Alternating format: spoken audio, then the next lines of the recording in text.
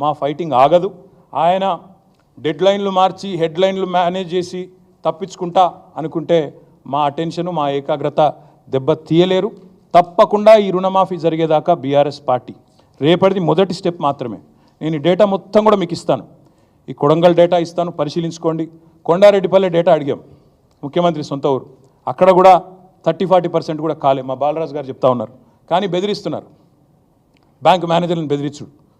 BRS వాళ్ళు announce చేసినారు, కొండారెడ్డిపల్లి వస్తామన్నారు, కొడంగల్ వస్తామన్నారు, ఇస్తే మీ తాట తీస్తాం అని కలెక్టర్లు ఫోన్ చేసి బెదిరిస్తూ ఉన్నారు. ఇదేనా రాజకీయం? అవసరమైతే మా బాలరాజు గారు నేను రిక్వెస్ట్ చేస్తూ ఉన్నా, రైట్ టు ఇన్ఫర్మేషన్ చట్టం ఉంది, సమాచార హక్కు చట్టం ఉంది. సమాచారం ఇవ్వడం అనేది తప్పకుండా తీసుకోవడం అనేది మన హక్కు. బాలరాజు గారిని కోరుతా ఉన్నా, మీరు వ్యక్తిగతంగా మీరే అప్లై చేయండి ఆర్టీఐ కింద. ఎట్లా సమాచారం ఇవ్వరో మేము కూడా చూస్తాం. అవసరమైతే చీఫ్ సెక్రటరీని కూడా కలుస్తాం. కొండారెడ్డిపల్లిలో ఏమైంది, కొడంగల్లో ఏమైంది, రాష్ట్రంలోని రైతులకు ఎంత అన్యాయం జరిగింది, ఇవన్నీ కూడా ఎక్స్పోజ్ చేస్తాం, బయట పెడతామని చెప్పి కూడా మళ్ళొకసారి తెలియజేస్తూ రాష్ట్ర రైతన్నలకు నేను విజ్ఞప్తి చేస్తూ ఉన్నా, మీరు దయచేసి స్థైర్యం కోల్పోకండి. ఈ మోసగాళ్ళు ఏదైతే మిమ్మల్ని వంచిస్తూ ఉన్నారో మీరు స్థైర్యం కోల్పోకుండా మీ తరపున పోరాటం చేయడానికి బీఆర్ఎస్ ఉన్నదనే మాట కూడా విజ్ఞప్తి చేస్తూ మీ అందరికీ ధన్యవాదాలు.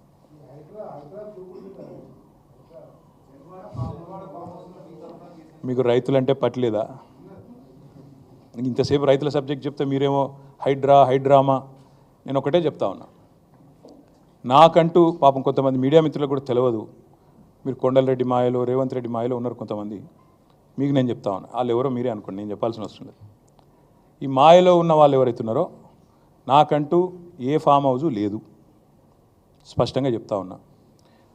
నా మిత్రుడు ఒక ఆయనకి ఫామ్ హౌస్ ఉంటే నేను లీజ్ మీద తీసుకున్నమాట వాస్తవం. ఒక 7-8 ఏళ్ళ నుంచి లీజ్ మీద ఉన్నమాట వాస్తవం.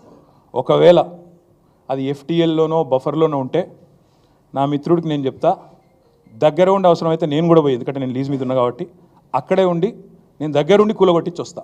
ఒకవేళ అందులో ఏమైనా తప్పు ఉంటే ఎఫ్టీఏలో బఫర్లో ఉంటే నేనే దగ్గరుండి కూలగొట్టించి వస్తా. కానీ నేను కాంగ్రెస్ ప్రభుత్వాన్ని ఒక మాట అడుగుతా ఉన్నా, సరే ఇలా ఏమైనా తప్పు ఉంటే కూలగొట్టరు, నో ప్రాబ్లం, కూలగొట్టండి, దానిలో నష్టమేం లేదు, వెల్కమ్. మంచి జరుగుతున్నప్పుడు అందరం ఆహ్వానించాల్సింది.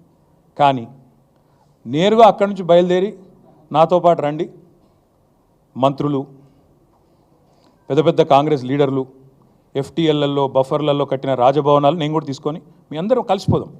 నాతో పాటు మీరు కూడా రండి మీడియా, నేను దగ్గర ఉండి తీసుకొని పోతా. నిన్న మొన్నటి నుంచి నేను కూడా చూస్తూ ఉన్నా సోషల్ మీడియాలో ఎట్లా బ్రహ్మాండంగా జూములు పెట్టి మరీ తీసినారు.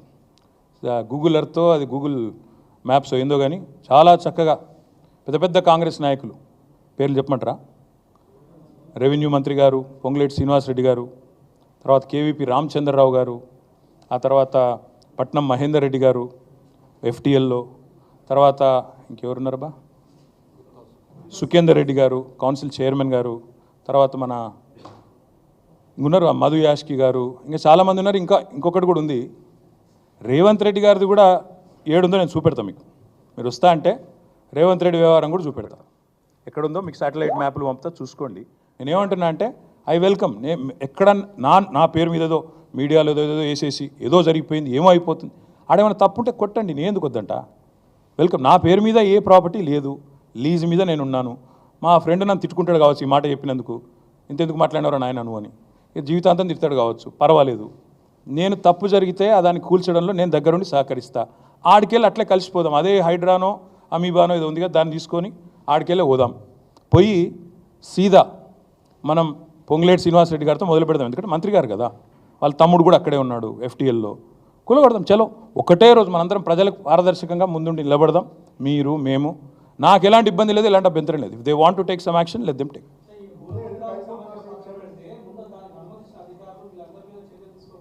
ప్రభుత్వంలో నేను లేను రాజు. సో మీరు పని చేయండి, అడగాల్సిన ప్రశ్న మీరు వేరేదికి పెట్టాల్సింది నా మీద పెడుతున్నారు, మీరు అటు పెట్టండి.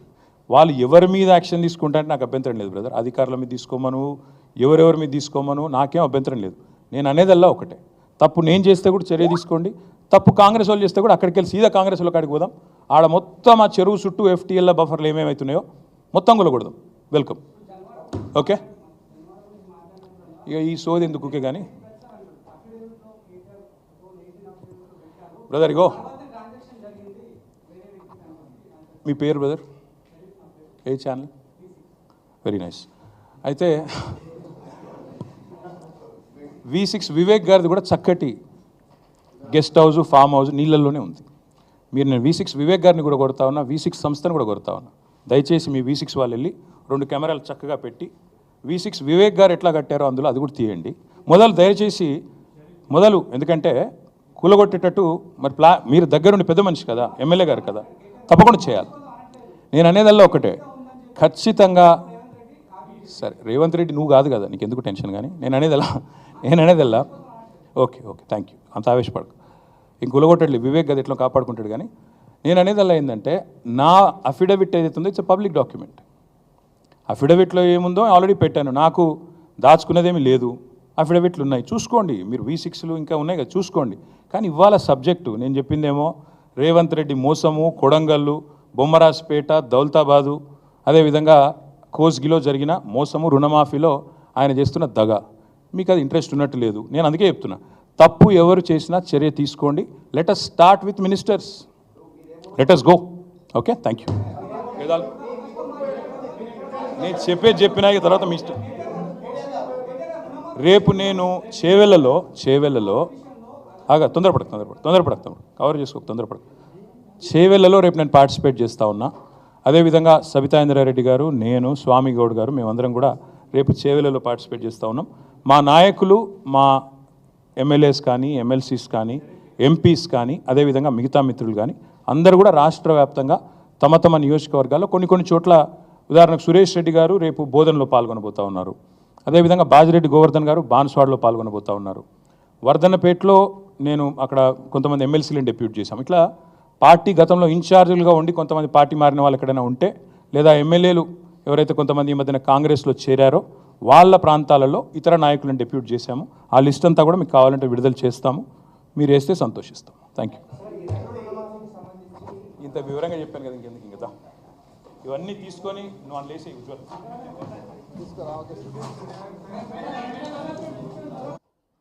రాష్ట్రంలో అలా ఉన్నాయి. 4-5 రోజులుగా ఏ పత్రిక చూసినా, మరి టీవీ చూసినా రుణమాఫీ మీద రగులుతున్న రైతు లోకం, రైతు ఆందోళనలతో అట్టుడుకుతున్న రాష్ట్రం, సీఎం దిష్టిబొమ్మల ఊరేగింపులు, నిరసనలు, ఇవన్నీ కూడా ఒకవైపు కనబడతా ఉన్నాయి.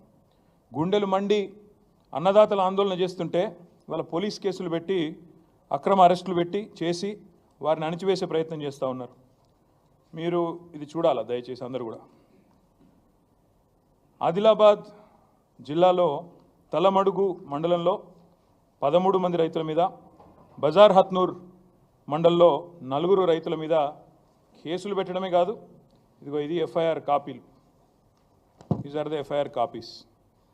ఈ ఎఫ్ఐఆర్లు పెట్టి, కేసులు పెట్టి, ఇవాళ రైతులను సాయంత్రం దాకా కూర్చోబెట్టి వాళ్ళ మీద జులుం చేసి, మా వల్ల కాలేదు, మేము ఇప్పటిదాకా చేసినవన్నీ కూడా, చెప్పినవన్నీ కూడా అర్ధసత్యాలు, అసత్యాలు, మాకు ప్రభుత్వ నిర్వహణ అనేది చేత కావడం లేదు అని కనీసం ఓపెన్గా చెప్పినా చెప్పకపోయినా రుణమాఫీ అనేది మా వల్ల కాలేదు అని చెప్తారేమో అనుకున్నాం. కానీ చాలా నీతిబాహ్యమైన రాజకీయాలు ఈరోజు కాంగ్రెస్ ప్రభుత్వం రేవంత్ రెడ్డి గారి నాయకత్వంలో చేస్తున్నది. రుణమాఫీ బూటకం, పచ్చి మోసం, దగ అని తెలిసిపోయింది. రుణమాఫీ కాదు, జరిగింది మాఫీ కాదు, పెట్టింది రైతుకు టోపీ అనేది చాలా స్పష్టంగా అందరికీ కూడా అర్థమైంది. రవ్వంత రుణమాఫీ చేసి కొండంత డబ్బా కొట్టుకున్న ఈ ముఖ్యమంత్రి డొల్లతనం, ఆయన చాతగాంతనం, ఈ అబద్ధాల ముఖ్యమంత్రి నిజస్వరూపం 70 లక్షల మంది రైతుల సాక్షిగా బయటపడ్డది. రాష్ట్ర వ్యాప్తంగా ఈరోజు మీరు చూసినట్టయితే రైతుల ఆగ్రహంతో రగిలిపోతూ ఉన్నారు. రుణమాఫీ కాలేదు అని మండిపడతా ఉన్నారు. బ్యాంకులకు తాళాలు వేస్తూ ఉన్నారు. ఎక్కడికక్కడ ప్రభుత్వ కార్యాలయాలను ముట్టడిస్తూనే ఉన్నారు. మీరు ఒక్కసారి చూసినట్టయితే ఎట్లా జరుగుతూ ఉంది పరిస్థితి అంటే, ఇవాళ ముఖ్యమంత్రి, ప్రభుత్వం వారు చెప్తున్న మాటనేమో ఇది వ్యవసాయ మంత్రి గారి స్టేట్మెంట్, తుమ్మల నాగేశ్వరరావు గారి స్టేట్మెంట్. ఇది 2 లక్షల రుణం మాఫీ చేశాం, ఇది వ్యవసాయ మంత్రి